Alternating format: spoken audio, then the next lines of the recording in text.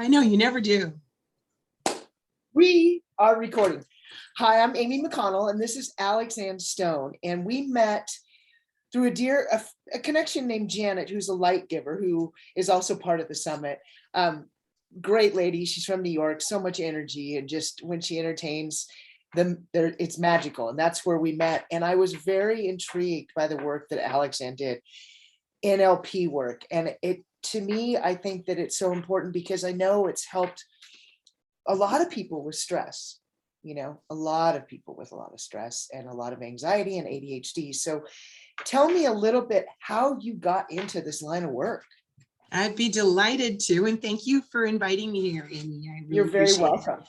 Yeah, let me talk a little bit about what NLP is, so if people aren't trying to guess and fill in the blanks. Of course. It's NLP is short for neuro-linguistic programming, which was developed in the early 1970s, and that it was developed initially for therapy. The way that it works is a little different from traditional psychology. Now it is considered a field branch of psychology. It's a little different from traditional psychology in that when someone is working with neuro-linguistic programming, we're looking at how you create a behavior pattern over and over and over again.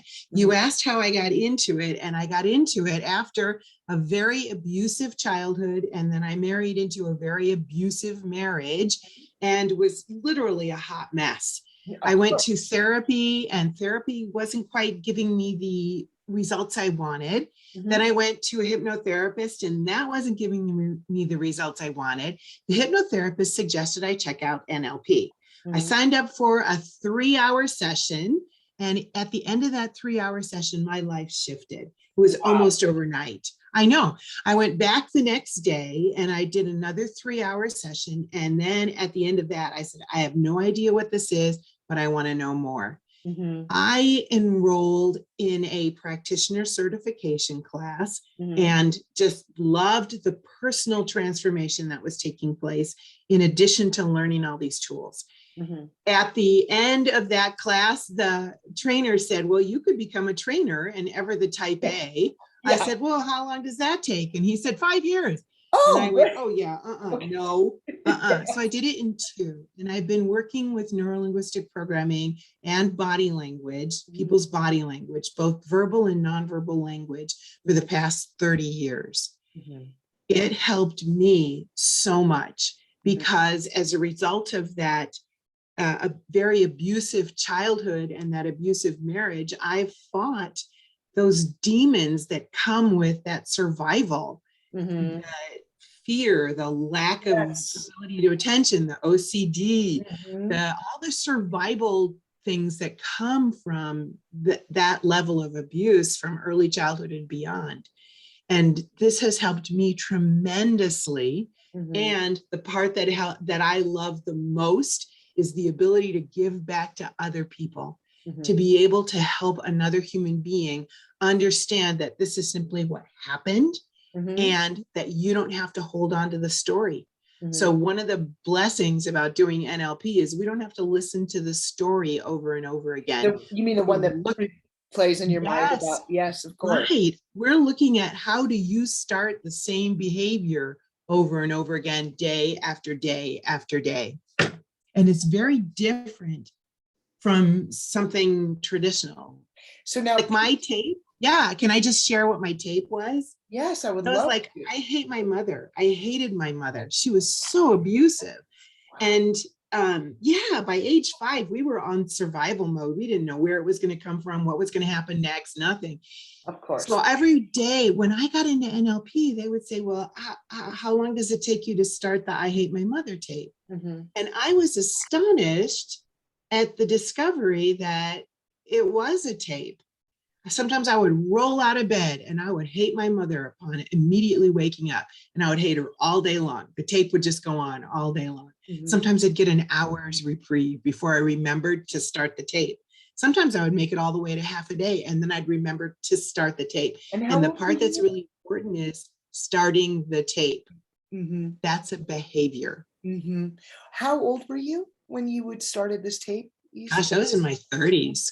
Wow. I was in my 30s when I became aware of NLP. Mhm. So I had been hating my mother for years and Yeah. years. And so I did the NLP work, and here's the result of the NLP Yes. work. I came to understand this human being for who she truly was. Yes. And because of the work, I got to let go of the ill will and resentment inside of myself. Mhm. And my parents, who lived in Connecticut when I lived in California, we packed them up, moved them out to California. They moved into my house with me, and I enjoyed 30 years with my parents as friends before they both passed away. Oh my gosh, that's remarkable. So the work you do, it helps people It mend is. relationships. And, I think a lot of times when we play those tapes, it's all anxiety. It's all, part of depression. I think that it makes us more anxious when we play the tapes. And what have you seen with people that have had ADHD, anxiety, depression, all of that? What have you seen NLP do for them? What Yeah, results? it's very powerful. Yeah, what results have Yeah, the first thing is when we talk about anxiety, anxiety is a negative emotion from the future. Mhm. You cannot be anxious about something that happened from the past. You No. can have different emotions connected to events in the past. And it isn't necessarily the story Mhm. that is what does harm to us. It's the negative emotions that are awakened inside of our body. That's the stress, that's the feelings of fear, the feeling of guilt, the feeling of shame. Shame's a big one. Humiliation, pain, sadness, fear, anger, all of those emotions come up in our body, and they play a role in how we feel, and they play a role in our health into the future. Mhm. When you can go back and discover at the unconscious level, Yes. not the conscious level, Yeah. the unconscious level, when you first made a decision as a child before you ever had the ability to make a decision, Mhm. really, in reality. I like to say that we come into this life with a video recorder, and we have no editing equipment. Yes. So we record everything that happens to us as the gospel truth all the way till like age 6 or 7. Mhm. Then we get the editing equipment, but guess what? We've already made decisions. We've already made idea about ourselves, Mhm. about life, about other people. We've made decisions. And a simple example is you see a child in a grocery store, mom's having a rough day, the kid reaches for candy, mom smacks the kid's hand, says, whatever she says, you little brat, don't touch that. I told you, stop touching things in a store. Don't do this anymore. When I get you home, daddy's going to find out about this. Mhm. Whatever. So the child hides behind mommy's leg, looks around. Everybody in the store is stopped and is looking at that child. And at that moment in time, because there's no editing equipment, the child makes a decision. Could be an array of decisions. I'm bad. I can't touch anything without an adult's permission. Mommy hates me. I hate mommy. Daddy's going to hate me. I should keep my head down. I better be shy because I don't want people to see me. Why? There's no editing equipment. So fast forward to adulthood, and you and I are having a cup of coffee together at a coffee shop. And you finish your coffee first, and you say to me, gosh, that was so delicious. I think I'll have another cup. And I say to you, Amy, are you kidding me? You already had enough coffee today. You don't need another cup of coffee. Put that coffee cup down. You would make a decision at that moment in time, but it wouldn't be about you. It would be about me, right? Why? Because you got the editing equipment. Yep. So there we are in that childhood making those decisions. And those decisions drive us unconsciously through the rest of our lives. Yes. So I work with people to go back at that unconscious level, and that to find those negative emotions, those decisions that you made, rewire the decisions and empower you with the understanding of who you truly are. And it releases those negative emotions. That's so important because since I have ADHD and that led to anxiety and depression, I have a scarcity issue, and I traced it back to my childhood. I remember my mom crying over paying bills, and I remember that distinctly at 5, and I gave her 2 quarters to help her pay the bills. So that's where the scarcity developed.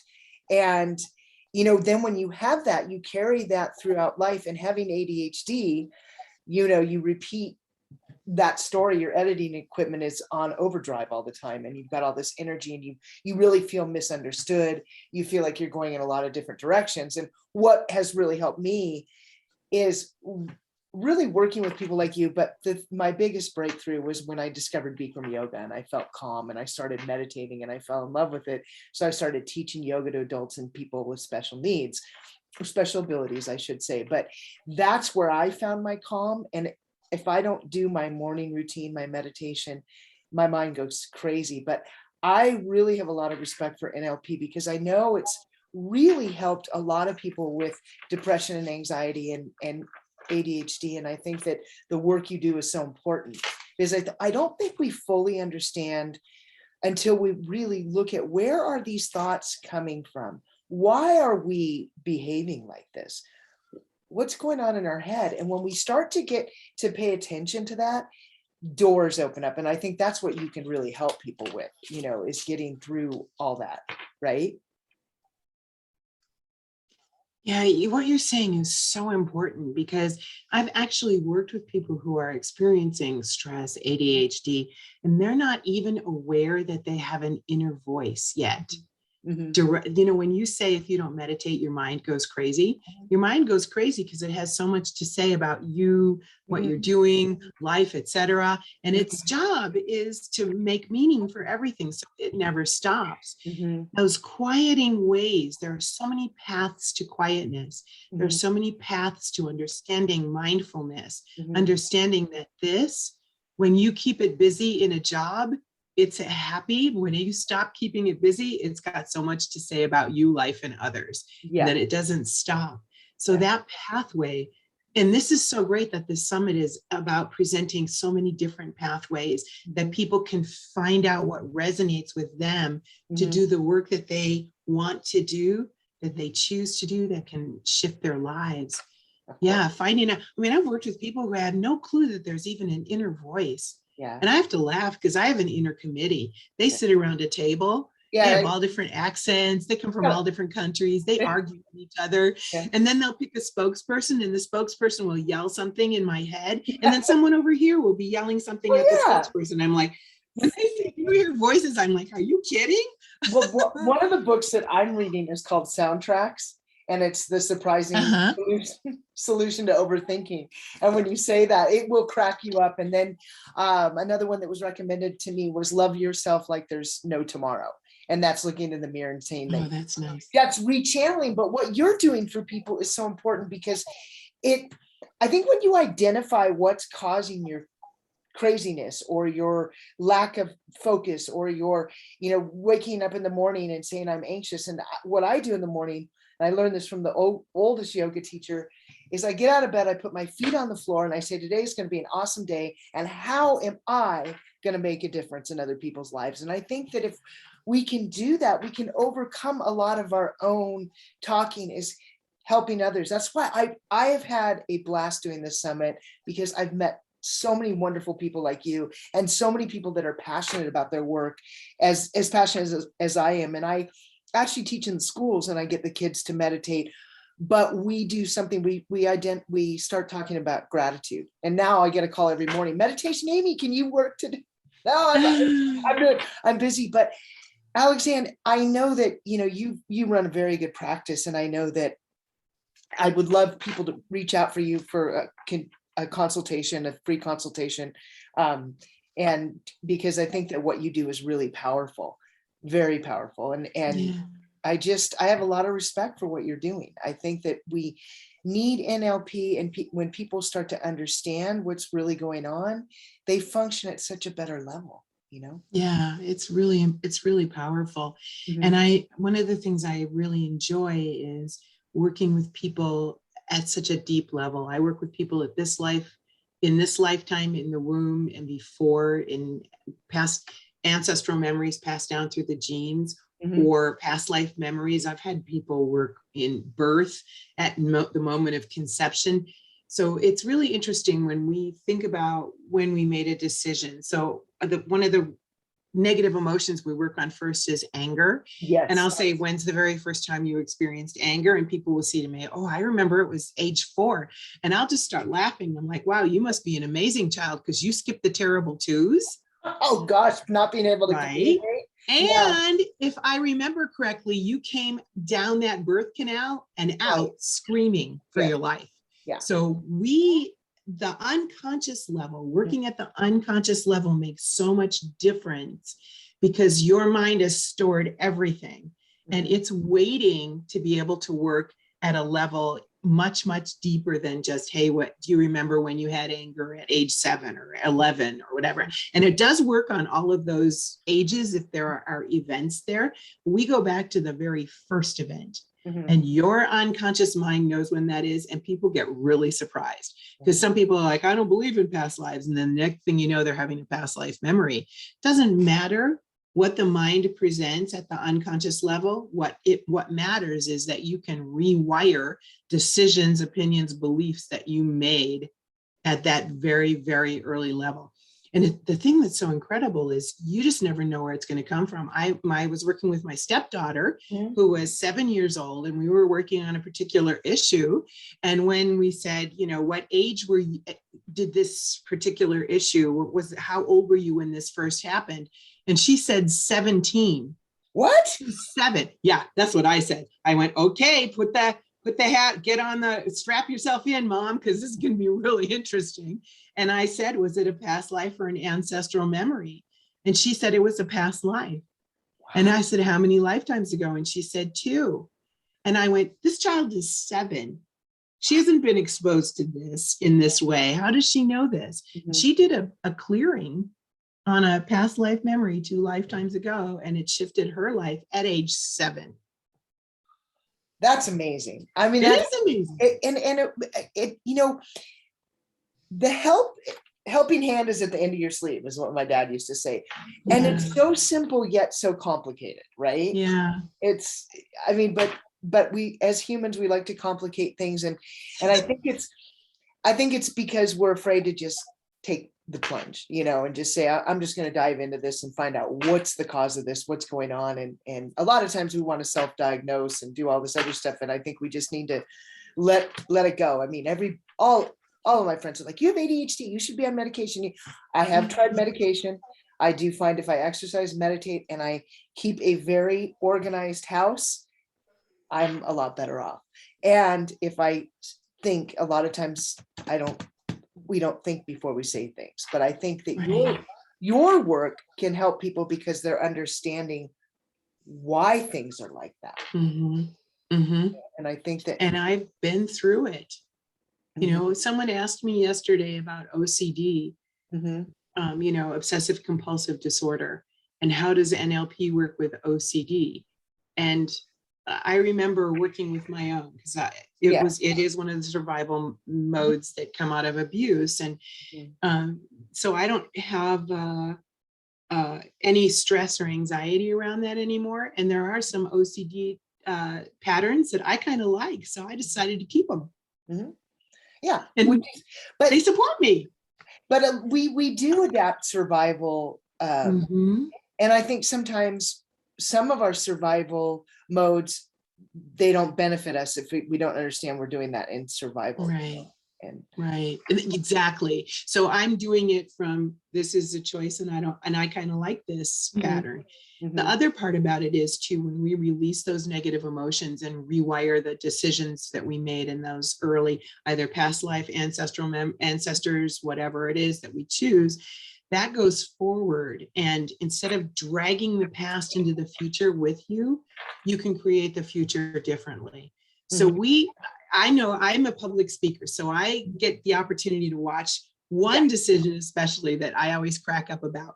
You're in the first grade, teacher asks a question, and you're the donkey in Shrek. I got this one. Pick me, pick me, pick me. Yeah. Teacher calls on you. You get the answer wrong. The whole class laughs. Yep. And what decision do you make about raising your hand? Never again.